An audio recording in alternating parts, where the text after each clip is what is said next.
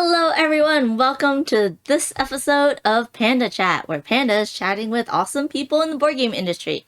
Today, it is my friend Kasey, aka Brain in a Jar. Hi, Kasey. Hello, everybody. So, Kasey, why don't you introduce yourself? Well, hello, Panda. I am Kasey Gervin. I am a Mexican American board game content creator. I do short form board game content on TikTok, which is where I got my start. And I've been doing content on there since November 2020. And then in April 2021, I also started doing live stream board game content on Twitch, where I stream board games with my partner, Johnny Deathhawk, sometimes solo and sometimes with awesome guests. I am super excited to be here with you, Amanda. Awesome. Thank you so much for being here. Sometimes your little puppy Johnny Deathhawk, also named after John. Maybe not Deathhawk, but Johnny, right? It really is You're Johnny really Deathhawk. your We have puppy two Johnny Johnny. Deathhawks. And your cat Knuckles, so cute, will come onto the stream, and we all love it when the pets come onto the stream, right? Yes. So how long have you been playing modern board games? That's a great question. So I've always loved board games, but definitely when I was a kid, it was all like, the big name family style games. I think there were a couple cool games I played in my teenage years, like 1313 Dead End Drive, which is still pretty popular, but it's a little bit more than like your average Monopoly or Life. But it was in 2016, 2015, 2016. I moved to Baltimore for graduate school, and I moved away from family and friends, and it was just Deathhawk and I. And I was like, oh, we need a hobby.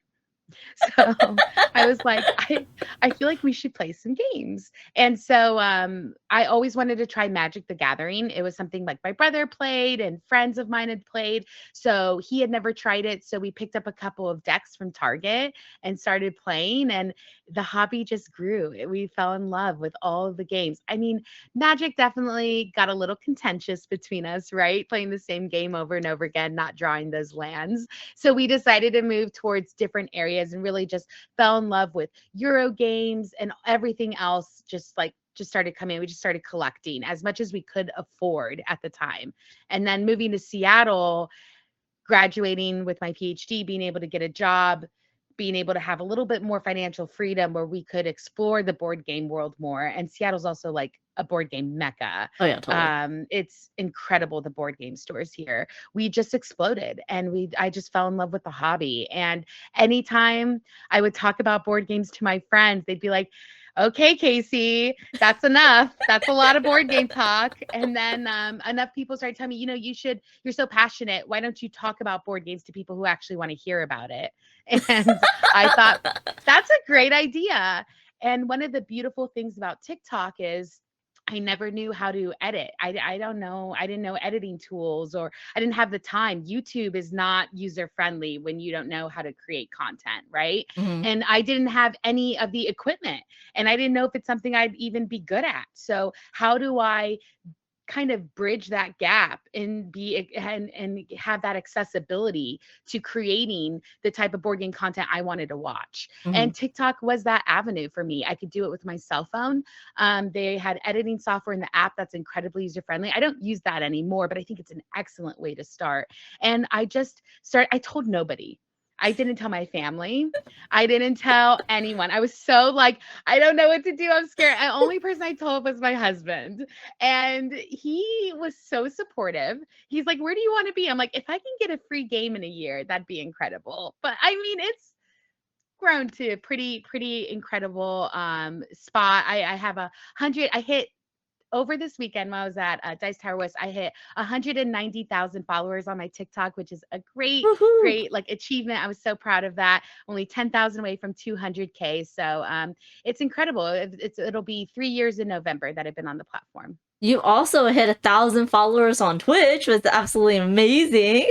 I did. I thank Frosthaven February for that. We worked hard to get to that goal. And so, yeah, we hit 1,000 followers on our Twitch. If anybody who's a Twitch streamer is out there, it is hard to grow on Twitch. It is Yes, yeah. hard. It is. definitely TikTok with the algorithm, it throws you out there. It connects you with the people who want to see that kind of content. Twitch, you have to put in that elbow grease hardcore for I sure. I feel like TikTok editing though, because your TikTok videos are very nice editing, and I've tried it. It is hard. It takes for one like 2 minute video, it takes 3 or 4 hours of Yeah, filming it's and incredible. editing. Yeah. So I think you also put in your elbow grease as well. While sometimes some Twitch streams, it's just all of us thrown on there, and all we have to do is play a game together, and it's not as much work. Although, for most Twitch streamers, it is still a lot of work behind the scenes. But yeah. It's true. It's just a different kind of work, Hmm. right? And Exactly. and you're right. And I think one of the beauty of TikTok is you don't have to be highly edited. I think I've created like my own style on TikTok where I do love that fast-paced, highly edited, flashy videos. I like mine to look as, pristine and professional as possible. But I also love that I can just see someone roll out of bed and be like, "These are my thoughts. Accept them." And I'm like, "Yes, I'm here for that content." Yeah, totally, totally. Uh, So, what are like I feel like in my mind, you to me are one of those like gamers that I know I can play a really heavy game with. And because you and Benita K have or Benita Core have played a lot of heavy games late at night at cons. In my mind, I always think of you as like, Chip Theory, Anachrony, those big, heavy, Frosthaven sprawling games. What kind of like games or mechanisms are your favorites? That's a great question. I think I gravitate towards any type of worker placement action selection in my games. I Hmm. love that type of, you're placing, you're planning, you're hoping your spot doesn't get taken, Yeah, those types of mechanisms. But I also really love tech trees. One of my favorite games is Roads and Boats. Have you gotten a chance to play it? I haven't. I haven't yet. It's a splatter game and it's in my top 10 favorite games. It is a pick up and deliver game, which seems simple, but it's also like this tech tree of what you're trying to create. It's really cool. There's this like research aspect to it where when you're Okay. trying to develop more better things, you have to have research. Hmm. And to pay for that research, you have to have geese because you're like, I guess, experimenting on the geese. Yeah. Almost Water Games has the most interesting like themes and stuff in it. That's Definitely. So yeah, hilarious. I really gravitate towards some sort of like tech tree aspect, worker placement, action selection style. I love also games that where you have private planning and Hmm. then you reveal and then everything just gets carried out, Okay. like that kind of programming style. Oh man. I honestly, Amanda, there's very few mechanisms I dislike. I think more what I dislike is I don't like player elimination. Hmm. Though Hmm. I do love Nemesis, and I got eliminated. I got eliminated in Nemesis, and it hurt. I was so salty. But I do love it. So Mhm. Nemesis is different because I think it's so highly thematic. But for the most Right. part, I don't love player elimination, and I don't love games with too much luck. If there's too much luck in a game, I think I tend to feel like I don't have the volition. Hmm. So I Hmm. have to go into that really being like, okay, you need to have fun and Yeah. not worry about Yeah. strategy. Yeah. Yeah, it is a different mindset. Like I feel like Yeah. we both have very similar tastes in games. Mhm. Mhm. We both like that strategic planning. And yeah, it hurts when people take what you need, and I've gotten salty, of course. 100%. But yeah, no, I totally agree with you. If it's a very luck-based game, I have to like go through that, be like, this is just a relax. I don't think about it until it's my turn, or else I'm gonna Yeah, get all, worked up for nothing. for sure, for sure, for sure. Well, March is Women's History Month, and so I decided, why don't we talk about three of our favorite female identifying board game designers and developers, and there's some of their games. So Casey, why don't you start with your three?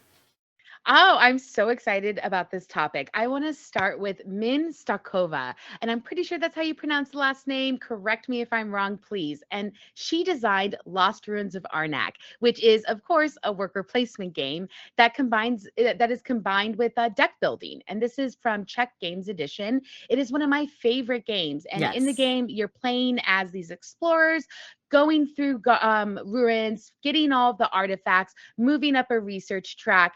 It's so streamlined, plays in 5 rounds. It's one of those I always wish was around I longer, but know. I absolutely love, and it kind of bridges that level of difficulty where you can introduce it to people who aren't, who are newer gamers Mhm, with, mhm. some holding hands and helping out and everything, but it has a lot of complexity to it. So like what you're doing is simple. You're playing a card, you're doing an action, turn passes, right? But the complexity is there. It has that replayability. With the expansion of the expedition leaders, ooh, one of Yes, my so favorites. good, so So good. good. Yeah. Mhm.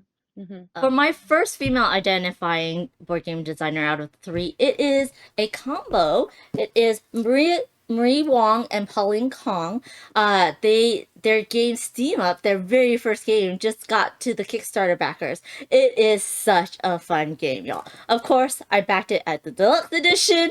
I did 2 playthroughs for them, one before the Kickstarter, one during the Kickstarter. But it is a game about dim sum, which is amazing. Dim sum is one of my favorite foods. In Hong Kong. It started as a breakfast thing, but in America, it's like a lunch brunch thing. And they even have like the steaming cups, and they have the squishy little buns and stuff. And you are playing different zodiac animals, trying to eat as much as you can, while you have grandparents that are forcing you to feed them first, or that will reach over the table and take your food. It is quite the fun little game, and it is going to get a lot of hype real soon because everyone's going to start playing it, and it is so much fun. Have you tried this I have not tried it, and I'm kind of sad I didn't back it. one? I think that is such a cool theme. Do you think it's gonna now be the winner for like the most edible food component, game components? Oh, that is true. I know. I think Azul Mhm. still has that. I So think Azul's still gonna have especially they that? have the chocolate version now. Yeah, I think Azul still has is the winner. But this one, it's squishy, so I guess it could be the second I do place. love the squishies. I love the Exactly. squishy game components. What about your second female identifying designer? My second female identifying game designer I want to talk about today is Amabel Holland. So, the first game I played from Amabel Holland was Iberian Gauge. This is a train game. So, for me, I really wanted to get into that train game genre. I Mm-hmm, was a mm-hmm, little intimidated because there's so many, I don't know where to start, and they definitely can seem quite intimidating. mm-hmm. So, one of the beautiful things about Iberian Gauge, and honestly, the whole train series, you have Irish Gauge and Ride the Rails as well from Capstone Games, is how short the rule book is. It's like literally a 2-page rule book. It's quite incredible. And it's so approachable that I was even able to teach my mom how to play. Oh, that's And cool. she won. She like kicked Deathhawk and mine's butt. And Nice. probably because I was too collaborative with her. Because one of the beautiful things about Iberian Gauge is that it has this collaboration in how you develop your rails. So if I'm trying to get to these cities, right, and there's already a rail to those cities, I can pay and collaborate with the owner of those rails to use their train to Mm-hmm. get to the city and then move on from there. I absolutely love that collaboration factor. And I hear that the other games in the series are quite different. So I can't wait to check them out. And on top of that, she also has the Field of the Cloth of Gold, which is a 2-player only game. I'm obsessed with 2-player games, so I have to try it. And this game I got to see at Dice Tower West this past convention called Islet. I actually got to Yes, see you play I Islet, did. and that is an instant buy for me. I'm obsessed. What did you think of it? Did you like it? It's so simple, y'all. Basically, you're just rolling 2 dice, threading this shoelace through these holes, and you're trying to be the last person standing. And it's crazy, but you have to remember it is totally luck based. Well, not totally, because you can kind of, put your Yeah. Yeah. people to like a bad position. But Yeah. it's Yeah. a great little 2-player, quick to play filler that you can play basically anywhere. You can bring that That's little what I board. love. That is like the ultimate travel game. It is Yeah. so cool. I was Oh my thinking gosh. I was thinking it would be great if you could fold it, like if it had little mini hinges and you could fold it up, right? Wouldn't it would be even more I'm about portable. Let's talk. Annabelle, let's do it. Yeah. What about you, Amanda? What is your second female identifying designer you want to talk about today? Thank you for asking. It is Danielle Reynolds. Danielle Reynolds. She helped to design and develop her story, and she also did the eBay game. She has a lot of of her thoughts and wonderful creative ideas and a lot of different pies. She is the token gamer on a lot of the social media. Amazing person, so super talented, and I think we're gonna see a lot from her coming soon. And I'm just like every time I'm surprised, like, oh, she did that. Oh, that's a great game. I didn't know she was developing that. So check out Danielle Reynolds' website. Check her out her social media. She is just doing so many awesome and fun things all the time. Yeah, definitely. I am so excited to try out her story. I have a copy of that I'm definitely getting played this month. And yeah, Danielle Reynolds is awesome. So definitely check out Token Gamer Girl. Yes. And what's your last one? The last female designer I want to talk about today is Tori Brown. So, I want to talk about Tori Brown as a game that I'm most excited to play, Mm-hmm. and that's the game she designed for Votes for Women. Yes. So, I backed Votes for Women like sight unseen. So, I'm super excited. I have it in. I need to get it played. This is a card-driven game that's covering the American women's suffrage movement from 1848 to 1920, and I it's beautiful, first of all. I'm obsessed with the theme, and I just really I've been hearing fabulous things about how it plays. So I'm excited to see the up the rise and fall of my emotion as I experience this game with a very heavy theme that I cannot wait to explore. It's also I want to see more themes like this. I want to see more thoughtful games that are looking at periods and events that have to do with women or Mm-hmm. minorities. So I'm so stoked to try out Tori Brown's new game, Votes for Women. Just talking about for women, it's a game I really wanted to try and play. It looks really interesting, and but it does like start getting me to think about other stuff. Like Yeah, suffragettes were mainly like it wasn't a lot of working class women or the poor because they didn't have the time to do it. And 100%. then I got into like the style of dress that they were wearing at the time, and how how really the very first people to actually start um, labor strikes were children. It was female children in the matchstick factories that did the Oh very my first God. strikes, and it's quite fascinating. So I love how games like this really start the conversation, start you thinking about things in a different way, and get you to learn more about the history surrounding A this time hundred frame, percent. right? 100%. And there's like, I don't know, how many war games do we have I about know, all like the different, all these wars that men caused? yeah. I love getting a different story Hmm. about something else, about a movement, about trials, and I can't wait to hear more. And you're right, the women's suffrage movement was predominantly white wealthy women that are like producing this, right? And the people that are left out are the minorities, right? Are the Black women, are people of color, women who LGBTQ, all of these things. So I can't wait to see even more stories and hear even more about their movements and how what's happened. Like we need a game about Stonewall. Like I just like all of these things would be very interesting for sure. Absolutely, absolutely. So my last designer, I'm gonna kind of I'm gonna cheat. I'm gonna kind of cheat. So y'all know from my last contribution to Our Family Plays Games Voices, I had Emma Larkins on. She is an amazing board game designer. Did Abandon All Artichokes. Did Squabbling Goblins with Button Shy Games. Her new game Starry Night Sky is coming out soon. All about the constellations, and I'm Cannot very wait. excited. Like she just has such an amazing brain for that. And then she was also talking about Fortessa, who is a contributor of this Our Family Plays Games Voices channel. And Fortessa did Wicked and Wise with Weird Giraffe Games, and did uh mansplaining from Breaking Games, and she's also contributing and help developing games for Funko, and it's A lot really of games for Funko yeah, too. yeah. It's Yeah. so amazing that we have such strong female presence that are just also welcoming but super talented.